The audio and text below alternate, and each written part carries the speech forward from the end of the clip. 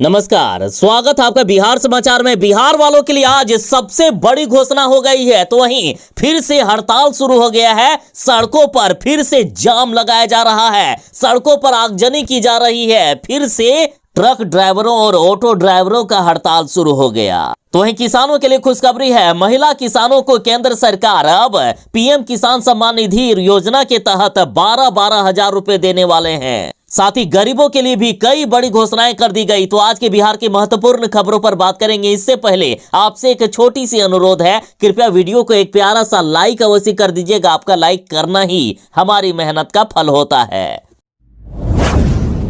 मोदी सरकार बिहार के साथ देश के किसानों को पीएम किसान सम्मान निधि योजना के तहत प्रत्येक वर्ष 6,000 रुपया की राशि देती है, जिसमें से हर 4 महीने में 2-2 हजार रुपये करके भेजे जाते हैं। लेकिन अब बड़ी खुशखबरी है। आगामी लोकसभा चुनाव को देखते हुए मोदी सरकार ने बड़ी घोषणा कर दी कि अब महिला किसानों के लिए सम्मान निधि की राशि 12,000 कर दिया जाएगा। मतलब हर 4 महीने में अब 2,000 की जगह 4-4 हजार रुपये करके मिलेंगे। महिला किसानों को अब दोगुनी राशि मिलेगी। 6,000 के बदले 12,000 रुपया कर दिया जाएगा। देखिए, लोकसभा चुनाव में उतरने से पहले मोदी सरकार महिलाओं के लिए कई बड़ी योजनाएं लाने की तैयारी में है। आगामी 1 फरवरी को आने वाले अंतरिम बजट में इसको लेकर कई अहम घोषणाएं हो सकती है। अभी जहां तक खबर आ रही है तो बीजेपी के कई नेताओं ने अभी ही घोषणा कर दी कि महिला किसानों के लिए प्रधानमंत्री किसान सम्मान निधि की राशि अब सालाना 6,000 से बढ़ाकर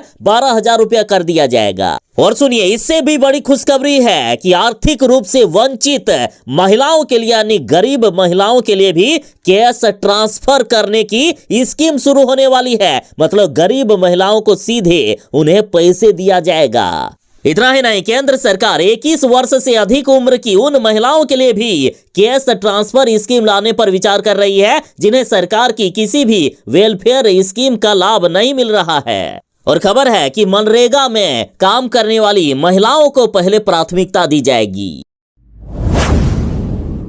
केंद्र सरकार ने हिट एंड रन कानून लाया है, जिसके तहत यदि ड्राइवर अपनी गाड़ी से किसी का एक्सीडेंट करते हैं और उस व्यक्ति की मौत हो जाती है तो ड्राइवर को 10 साल की जेल की सजा होगी या फिर उन्हें 7 लाख रुपए तक का जुर्माना भरना पड़ेगा। इस कानून के विरोध में जनवरी के पहले दिन से ही विरोध शुरू हो गया था और लगभग बिहार के साथ अन्य राज्यों में यातायात व्यवस्था पूरी तरह से ठप हो गई थी। और एक बार फिर से सड़क पर ड्राइवरों ने हंगामा करना शुरू कर दिया है। एक बार फिर से सड़क जाम होना शुरू हो गया।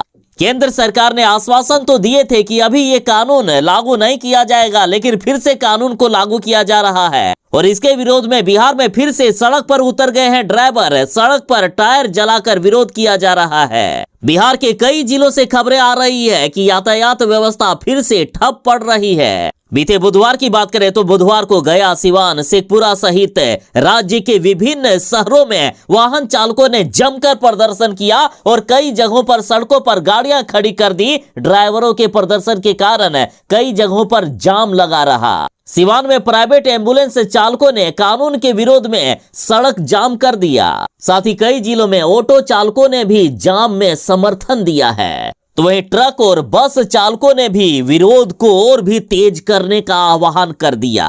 हिट एंड रन कानून के विरोध में चालकों का कहना है कि हम 7,000 रुपया महीना कमाने वाले लोग हैं। प्रतिदिन यदि बात करें तो हम 300 से लेकर 400 रुपया मुश्किल से कमा पाते हैं, वो भी रोज हमें काम नहीं मिलता है। तो हम कहां से 7 लाख रुपए का जुर्माना देंगे और कहां से हम 10 साल की सजा काटेंगे। हमारे परिवार एवं बच्चों का क्या होगा। सरकार को ये कानून वापस लेना होगा, इस काले कानून को वापस लेना होगा।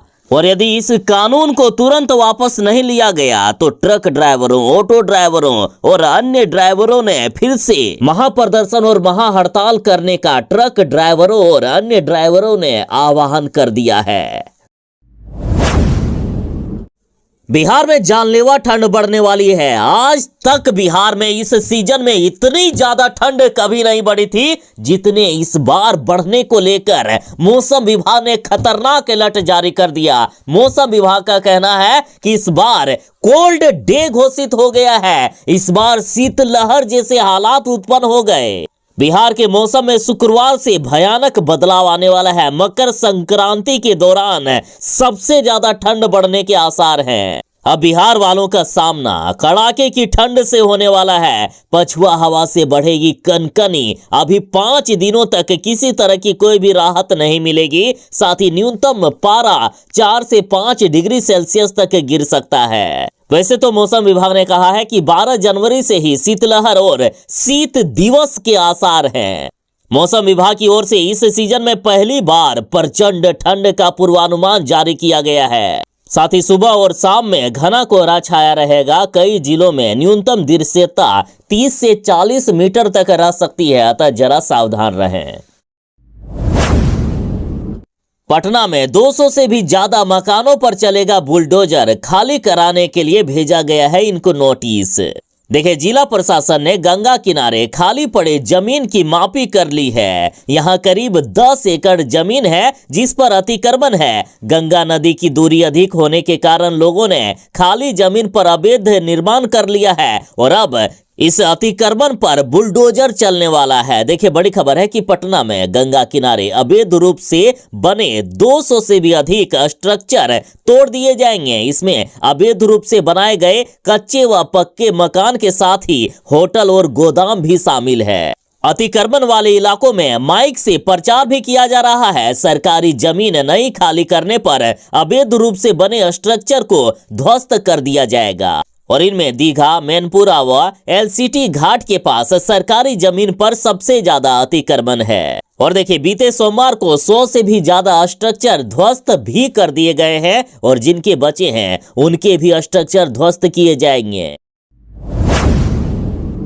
बिहार में बड़ी बड़ी कंपनियां अब अपना उद्योग लगा रही है, तो इधर बिहार सरकार के द्वारा कंपनियों को विशेष सुविधाएं दी जा रही है। साथ ही बिहार सरकार ने बड़ी घोषणा कर दी कि जो भी कंपनी बिहार में 100 करोड़ से अधिक के निवेश करेगा या फिर 1000 नौकरी देगा, उन सभी कंपनियों को विशेष सुविधा मिलेगी। देखिए, राज्य में नई आईटी नीति 2024 को मंजूरी दे दी गई है, जिसका उद्देश्य राज्य में सूचना प्रौद्योगिकी और इलेक्ट्रॉनिक सिस्टम डिजाइन एवं विनिर्माण क्षेत्र में निवेश आकर्षित करना है। देखिए, निवेशकों को इस तरह की सुविधाएं मिलेगी, जैसे निवेशकों को पूंजी निवेश सब्सिडी के अंतर्गत 5 करोड़ रुपए के न्यूनतम फिक्स्ड कैपिटल इन्वेस्टमेंट पर 30% कैपिटल सब्सिडी मिलेगी और इसकी अधिकतम सीमा 30 करोड़ रुपए तक होगी। तो वहीं लीज रेंटल सब्सिडी के अंतर्गत लीज पर लिए गए कार्यालय अथवा व्यावसायिक स्थल से संचालित होने वाली आईटीईएस या आईएसडीएम इकाइयों को वार्षिक लीज किराए की राशि का 50% 5 वर्षों तक सरकार के द्वारा भुगतान कर दिया जाएगा। तो वहीं आईटीईएस आईएसडीएम इकाइयों को वार्षिक बिजली बिल में 25% राशि का भुगतान राज्य सरकार द्वारा 5 वर्षों तक कर दिया जाएगा। तो वहीं रोजगार सृजन सब्सिडी के तहत नियोक्ता द्वारा ईपीएफ एवं ईएसआई में जमा की गई राशि का 100% 5 वर्षों तक दिया जाएगा, जिसकी अधिकतम सीमा 5000 रुपया प्रति कर्मचारी प्रति माह होगी। इसके साथ ही और भी कई निवेशकों को सुविधाएं दी जाएगी सरकार के द्वारा। बिहार के सरकारी विद्यालयों में मध्याह्न भोजन योजना में जो बच्चों को थाली दी जाती है वो पुरानी हो चुकी है, या कुछ स्कूलों में थाली नहीं रहने की वजह से बच्चों को घर से थाली लाना पड़ता है। लेकिन सरकार ने राशि भेज दिया है सभी स्कूलों में थाली खरीदने के लिए, लेकिन राशि मिलने पर भी थाली नहीं खरीदने का मामला सामने आया और अब 34 एमडीएम डीपीओ का वेतन बंद कर दिया है। सरकार ने 46 करोड़ 36,84,103 रुपए दिए हैं थाली खरीद करने के लिए और इसलिए नालंदा समेत बिहार के 34 जिलों के एमडीएम डीपीओ का वेतन मंगलवार से ही बंद कर दिया है। इन पर राशि उपलब्ध कराने के बाद भी मध्याह्न भोजन के लिए थाली नहीं खरीदने का आरोप है।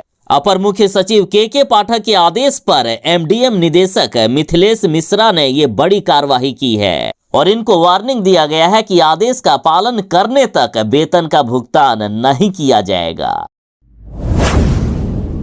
कोचिंग संस्थानों के यदि आप पैम्पलेट देख लोगे, इनके बैनर और पोस्टर देख लोगे, तो लगभग सभी में लिखा रहता है कि हमारे कोचिंग में आइए, 100% प्लेसमेंट होगा, 100% नौकरी मिलेगी, सफलता की 100% गारंटी। तो ऐसे भड़काऊ और झूठे बयान या झूठी बातें कोई भी कोचिंग संस्थान नहीं कर पाएंगे। संस्थान 100% प्लेसमेंट का वादा अब नहीं कर पाएंगे।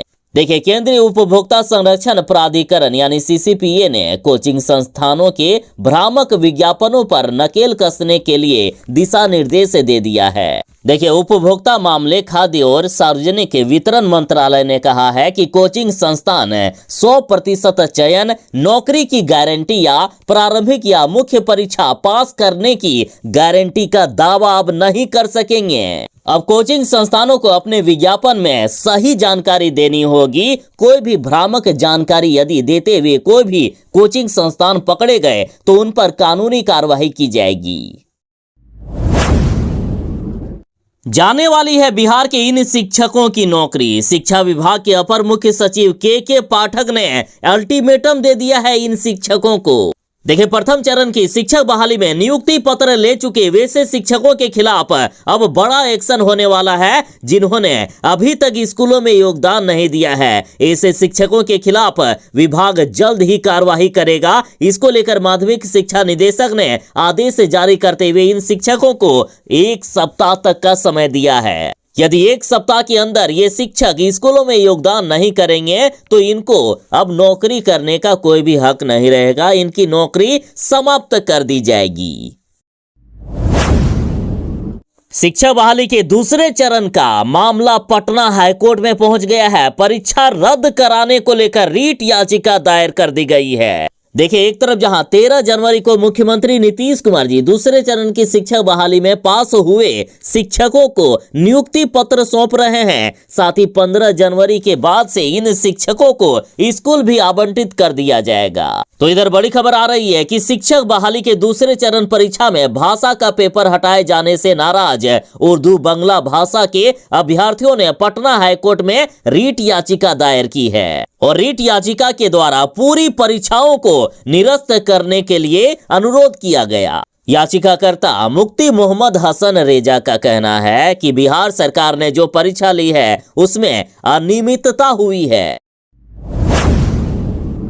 बिहार के जितने भी अस्पताल हैं, बिहार के सभी अस्पतालों का अब औचक निरीक्षण किया जाएगा। कभी भी निरीक्षण करने वाले अधिकारी अस्पताल में पहुंच सकते हैं और यदि कोई भी डॉक्टर या कर्मी समय पर मौजूद नहीं रहे या किसी तरह की लापरवाही बरती गई तो इन पर सख्त कार्रवाई की जाएगी। देखिए, मिशन बुनियाद के तहत एक बार फिर से किसी जिले के सभी स्तर के अस्पतालों का औचक निरीक्षण होगा और इस मामले को लेकर अपर मुख्य सचिव प्रत्यय अमृत ने विभाग के पदाधिकारियों के साथ समीक्षा बैठक की। देखिए, औचक निरीक्षण में स्वास्थ्य उपकेंद्र, प्राथमिक स्वास्थ्य उपकेंद्र, अतिरिक्त प्राथमिक स्वास्थ्य केंद्र में बिजली, पानी, साफ सफाई, भवन, शौचालय, ओपीडी और आईपीडी में दी जा रही सुविधा के अलावा चिकित्सकों और कर्मचारियों की उपस्थिति की जांच की जाती है। साथ ही अस्पतालों में मरीजों को दी जा रही सभी दवाओं की उपलब्धता और मरीजों को दी जा रही सुविधाओं की भी जांच की जाती है। और खास करके यदि सरकारी अस्पतालों की बात करें तो अब किसी भी सरकारी अस्पताल में लापरवाही नहीं चलेगी। कभी भी किसी भी सरकारी अस्पतालों में औचक निरीक्षण हो सकता है। 22 जनवरी को अयोध्या में प्राण प्रतिष्ठा कार्यक्रम होने वाला है और इसका सीधा प्रसारण किया जाएगा। पूरे देश के लोग राम मंदिर का प्राण प्रतिष्ठा सीधा देख पाएंगे अपने टीवी पर। देखिए, 22 जनवरी को अयोध्या में होने वाले प्राण प्रतिष्ठा कार्यक्रम के लिए समाज के साथ सरकार भी पूरी तैयारी में जुटी हुई है। कार्यक्रम का सीधा प्रसारण देश भर के अलावा अमेरिका के टाइम्स स्क्वायर तक में किया जाएगा। केंद्रीय सूचना प्रसारण मंत्रालय एवं संस्कृति मंत्रालय इसकी खास तैयारी कर रहा है। दूरदर्शन पर इस कार्यक्रम का लाइव प्रसारण होगा। कई संगठनों ने इसे लगभग हर गांव के मंदिरों में टीवी स्क्रीन पर दिखाने की तैयारी कर ली है। और साथ ही यदि बिहार की बात करें तो बिहार के बीजेपी के लोग 14 जनवरी से लेकर 22 जनवरी तक बिहार के ग्रामीण इलाकों के सभी 48,000 मंदिरों का साफ सफाई करवा रहे हैं। साथ ही बीजेपी का भी कहना है कि ग्रामीण इलाकों के मंदिरों में प्राण प्रतिष्ठा का लाइव प्रसारण देखने के लिए टीवी लगवाया जाएगा। बिहार में सरकारी नौकरियों की बौछार होने वाली है। अब सरकार ने बड़ी घोषणा कर दी कि बिजली कंपनी में 4,000 पद बहाल कर दिए गए हैं। जल्द ही इस पर नियुक्ति की जाएगी। देखिए, बिजली कंपनी में ऑपरेटर, जूनियर लाइनमैन और लाइनमैन आदि पदों पर बहाली होगी। बिजली बोर्ड से बनी विद्युत कंपनी में तकनीकी पदों में कोई भी कटौती नहीं की जाएगी। कंपनी ने तय किया गया है कि बोर्ड में स्वीकृत तकनीकी पदों की संख्या यथावत बरकरार रहेगी और इस संबंध में कंपनी की ओर से अधिसूचना भी जारी कर दी गई है। इस आदेश के बाद बिजली कंपनी में लगभग 4,000 पदों पर बहाली होगी और आने वाले समय में जल्द ही इस पद पर बहाली के लिए नोटिफिकेशन भी निकाल दिया जाएगा और आवेदकों से आवेदन लिया जाएगा। अब किसी भी सरकारी कर्मी के खिलाफ की गई शिकायत वापस नहीं होगी। देखिए, कई लोग करते ये हैं कि सरकारी कर्मी पर दबाव बनाने के लिए उनके खिलाफ शिकायत दर्ज कर देते हैं और जब उनका काम बन जाता है तो अपनी शिकायत को वापस ले लेते हैं। लेकिन अब ऐसा नहीं होगा। अब कोई भी व्यक्ति किसी सरकारी पदाधिकारी या कर्मी के खिलाफ एक बार किसी मामले में शिकायत दायर कर इसे वापस नहीं ले पाएंगे। ऐसा करने वालों पर कानूनी कार्रवाई की जाएगी। अक्सर ये देखा जाता है कि कई लोग पहले किसी लोक सेवक के खिलाफ शिकायत करते हैं और फिर कुछ समय के बाद शिकायत पत्र को ये कहते हुए वापस ले लेते हैं कि ये शपथ पत्र बहकावे में भेज दिया गया था या किसी दुर्भावना से प्रेरित था। कुछ मामलों में यह भी देखा गया है कि पदाधिकारियों पर बेवजह दबाव बनाने के लिए भी ऐसा किया जाता है। अधिकारियों पर जो शिकायत होते हैं तो जांच में अधिकांश मामले फर्जी पाए जाते हैं। इसलिए अब विभाग ने फैसला किया है कि किसी भी कर्मी के खिलाफ शिकायत अब वापस नहीं होगा।